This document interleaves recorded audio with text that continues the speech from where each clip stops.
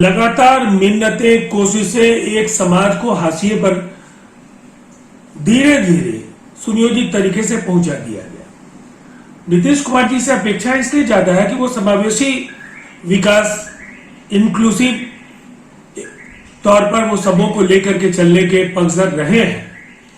लेकिन पिछले दिनों जो भी निर्णय हुए हो, चाहे वो विधान परिषद का फैसला हो, राज्यसभा का फैसला हो, लोकसभा विधानसभा की टिकटों का सवाल हो, जिस जाति ने कभी इस देश की अगुवाई की, इस राज्य की अगुवाई की, विश्व को गौरवान्वित होने का अवसर दिया, आज उसको लेकर ये जो नजरिया है ये कहीं ना कहीं हैरत अंगेज है। और मैं पार्टी का कार्यकर्ता हूं, पार्टी चाहेगी मैं पार्टी का काम करता रहूंगा, लेकिन मुझे दुख है और गहरा दुख है।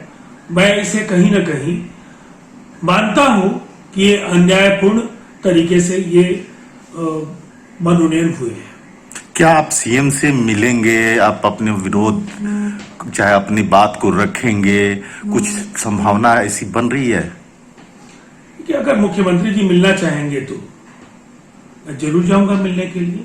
हमारे नेता हैं, अपनी वेदना, अपनी पीड़ा मैं उनके सामने रखूंगा। लेकिन ये फैसला तो पार्टी के नेतृत्व को करना है कि हम लोगों की बात सुनने के लिए वक्त है कि नहीं। आपने एक बहुत बड़ी बात कह दी कि अगर मैं कार्यकर्ता हूं, अगर वो लोग चाहेंगे तो मैं कार्यकर्ता रहूंगा। इसका मतलब क्या? मैं पार्टी के साथ हूं और लगातार पार्टी की विचारधारा, पार्टी की उपलब्धियां, पार्टी के कार्यक्रम, जो फील्ड में जो जिम्मेवारियां मिली है उनका काफी ईमानदारी, निष्ठा के साथ मैंने उसका निर्वहन किया है, आगे भी करूंगा। लेकिन ये कहीं ना कहीं ये सब्र का जो टूटना है, इसकी सीधी वजह है कि अब ये मुझे महसूस हो गया है कि इस जाति में पैदा होना कहीं ना कहीं राजनीतिक दलों को स्वीकार्य नहीं है कि इस जाति के लोगों को भी कोई सम्मानजनक जगह मिल सकती है। और ये बेहद दुखद है। लोकनायक जयप्रकाश नारायण के आंदोलन के गर्भ से उपजे हुए नेताओं का जो ये नजरिया है, जेपी ने, डॉक्टर राजेंद्र प्रसाद ने कभी भी समाज में इस नजरिए से कभी कोई चिंतन को समर्थन नहीं दिया। लेकिन आज जिस चीज की सजा मिल रही है, योग्यता, कर्तव्य परायणता और निष्ठा की कसौटी पर हमारे जैसे लोग, इस राज्य के कुछ चुने हुए राजनीतिक कार्यकर्ताओं में से हम लोग हैं, इसका हमें अभिमान भी है, हमें गर्व भी है कि हम लोगों ने कभी भी पार्टी को लेट डाउन नहीं होने दिया। गठबंधन को बहुत ही मजबूती के साथ हमने डिफेंड किया। फील्ड में जो जवाबदेही मिली, जान पर खेल करके हम लोगों ने पूरा किया।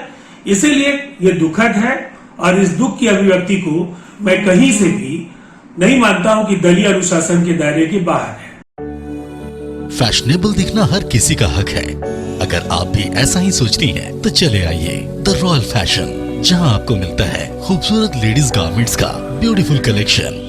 The royal fashion, a beautiful collection of ladies garments and boutique, UB tower, ground floor, Saraiyaganj, Muzaffarpur. या कॉल करें 8210196723।